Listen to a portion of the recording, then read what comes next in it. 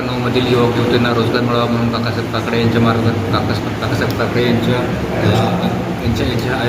यांच्या मार्गदर्शनानुसार आम्ही जॉब फेअरचं आयोजन केलं. या ठिकाणी शेजारी परिसरातील नामांकित कंपन्यांचा यामध्ये सहभाग आहे. सकाळपासून शेकडो विद्यार्थ्यांचे इंटरव्ह्यू झालेले आहेत आणि त्याची जॉईनिंग सोमवारपासून करण्यात येणार आहे. क्रमांक 9 या वार्डातील मी नगरसेवक असल्यामुळे प्रभाग क्रमांक 9चे या ठिकाणी सन्माननीय या औरंगाबाद शहराला लाभलेले खासदार इम्तियाज अली साहेब यांच्या मार्गदर्शनाखाली या ठिकाणी आज कामगार मेळावा आयोजित केलेला आहे. तो कामगार मेळावा आयोजित याच्यासाठी केला का रोजगार हा सर्व मग तो मुलगा असेल, मुली असेल, महिला असेल, पुरुष असेल, यांना कामगार या ठिकाणी काम मिळालं पाहिजे. हाताला काम आणि पोटाला भाकर हे मिळालं पाहिजे. त्या उद्देशानं आपण या ठिकाणी कामगार मेळावा आयोजित केलेला आहे. आज नगरसेवक असल्यामुळे या ठिकाणी मी MIM पक्षाचा नगरसेवक असल्यामुळे माझं नाव काकासाहेब दामोदर काकडे. आणि नगरसेवक हा काम करत असताना हा विचार करायला पाहिजे का आपल्या वार्डातल्या संपूर्ण लोकांना कामगार हा हाताला काम मिळाला पाहिजे आणि संपूर्ण प्रभाग हा कसा सुधरल याच्यावरती त्याचं विकासाचं काम त्या पद्धतीने करायला पाहिजे. सर्वात प्रथम मी निवडून आल्यापासून या वार्डातले सर्वात प्रथम मी दारू, बटन, गांजा, नशामुक्त हा प्रभाग क्रमांक 9 करण्यात आलेला आहे.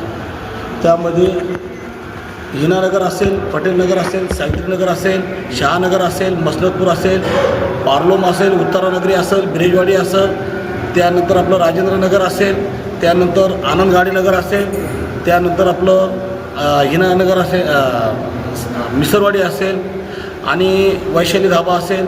हे अनेक वार्ड या वार्डामध्ये येतात आणि 41,000चा वार्ड आहे. त्या वार्डामध्ये या वार्डातले सन्माननीय नगरसेवक म्हणून एक मी स्वतः काकासाहेब काकडे, त्यानंतर अमजद खान आहे, त्यानंतर रहीम पटेल आहे, त्यानंतर मतीन पटेल आहे आणि आम्ही संपूर्ण चारही जण मिळून आम्ही या प्रभागाचा विकास कसा करायचा हा संपूर्ण आराखडा आम्ही या ठिकाणी तयार केलेला आहे. सर्वात प्रथम नशामुक्त शहर, नशामुक्त वार्ड, त्यानंतर रोजगारांना काम हे कसं करून द्यायचं हे आपने जो लोगों को बोले थे डॉक्युमेंट लाओ, तो अभी तक कितने डॉक्युमेंट लवकर या ठिकाणी आतापर्यंत 200 ते 300 कामगार या ठिकाणी फॉर्म भरून गेलेले आहे आणि सदैव अशा जरी या ठिकाणी भरती जर होत असली तर कोई भी पैसा इसलिए नहीं देता है कि आपके पास कितनी बड़ी डिग्री है. आपको पैसा तब मिलता है कि आप अपनी स्किल से कंपनी का क्या फायदा कराते हैं. अगर आप education end skill, education knowledge देगा, स्किल पैसा देगा. नॉलेजेबल इंसान अगर पैसा नहीं कमा पाता है ना, सबसे तकलीफमय जिंदगी उसी की होती है. इक्विनिक्स लर्निंग हमेशा सीखने और आगे बढ़ने के लिए नए अवसर प्रदान करता है. साथ ही बिना किसी अतिरिक्त चार्जेस नौकरी पाने में भी मदद करता है. इक्विनिक्स अपनी श्रेणी में सर्वश्रेष्ठ और दूरस्थ इंटेलिजेंस ऑपरेशन टूल्स से कंप्यूटर कोर्स प्रदान करता है. क्लाउड, नेटवर्किंग और हार्डवेयर जैसे कुछ क्षेत्रों में तुरंत नौकरी मिलती है. तर पुढच्या वेळेस आपण अजून पुन्हा हिनानगर यासारख्या ठिकाणी, नारेगाव यासारख्या ठिकाणी येणाऱ्या काळामध्ये आपण काही दिवसानुसार महानगरपालिकेची जी भरती आहे, मेगा भरती ही आपण चालू करत आहे. त्या ठिकाणी घंटागाडीवरती कामाला असणारा व्यक्ती, त्या ठिकाणी कचरा उचलणारा व्यक्ती, त्या ठिकाणी सुपरवायझर म्हणून व्यक्ती, त्या ठिकाणी अनेक इंजिनियर म्हणून, जसे समजा आपण आज 5वी ते पदवीधरपर्यंत ज्या पद्धती आपण शिक्षणाची आठ ठेवलेली आहे, पहिली 5वीपासून ते पदवीधरपर्यंत. आज की टाइमिंग कब तक रहेंगे सर? हे हा टायमिंग आपण 5 वाजेपर्यंत टायमिंग दिलेला आहे. 6 वाजेपर्यंत टायमिंग दिलेला आहे. आज 6 वाजेपर्यंत जेवढी मेगा भरती करता येईल आपल्याला तेवढी भरती करून घेऊ. याच्यानंतर जर पुढचं जी मेगा भरती होणार आहे आपण एका दिवशी ठरवू आणि त्या दिवशी पुन्हा आपण एकदम मेगा भरती तयार करू. तो आज का दिन है और 2-3 दिन का या ठिकाणी आजच्या दिवसाला खासदार इम्तियाज अली साहेब यांच्या नेतृत्वाखाली या ठिकाणी 16 बौद्ध विहाराला रंगरंगोटीचं काम या ठिकाणी करण्यात येणार आहे. त्यानंतर मसनतपूरचे संचारभूमी याचं सुद्धा उद्घाटन इम्तियाज अली साहेब यांच्या हातानं करण्यात येणार आहे. पण थोडं त्या ठिकाणी सुद्धा खासदार इम्तियाज अली साहेब गोवा फाउंडेशन या ठिकाणी सुद्धा कार्यक्रम आयोजित केलेला आहे. त्या ठिकाणी खासदार इम्तियाज अली साहेब त्या ठिकाणी उपलब्ध आहे.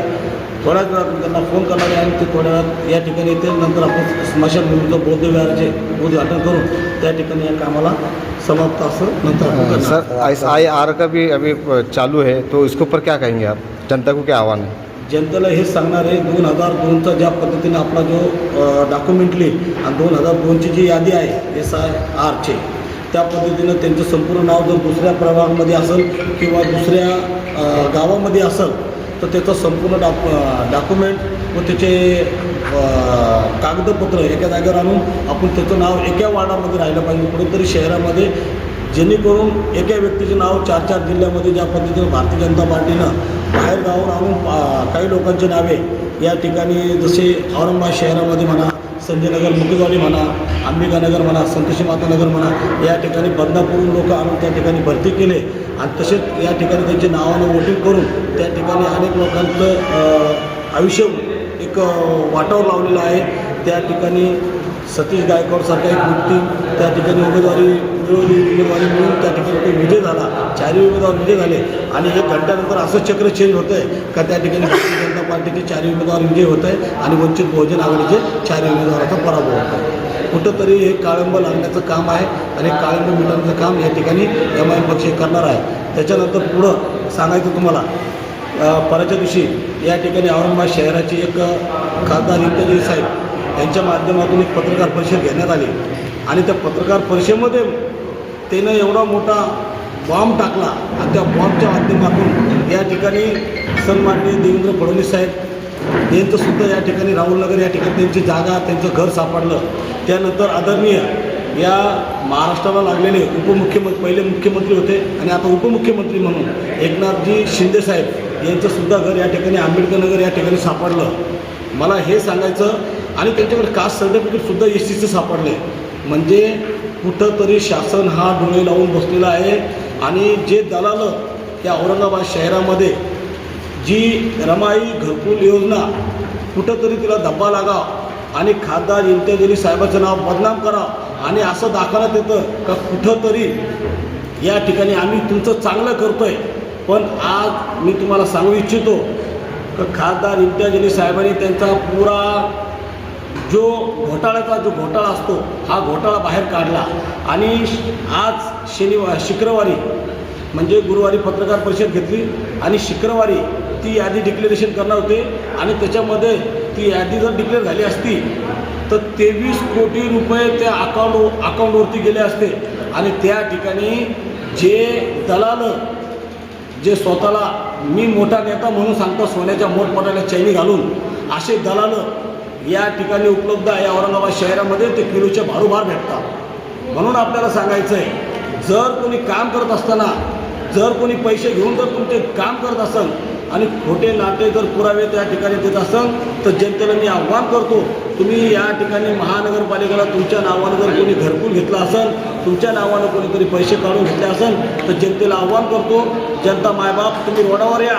आणि असं दाखवा का हे बदनाम करणारे लोक यांच्या तोंडाला कसं तुम्ही काळ पोशाल, तुम्ही ते दाखवून द्या. एक जण काल बोलला का मी ईदच्या दिवशी मोर्चा घेऊन जातो इंतेजारी साहेबांच्या घरावर. अरे ज्या इंतेजारी साहेबांनी तुला बनवलं रे आणि तू त्यांच्या बाबतीत बोलतो, पहिले स्वतःचं भान ठेव आपण काय बोलतोय.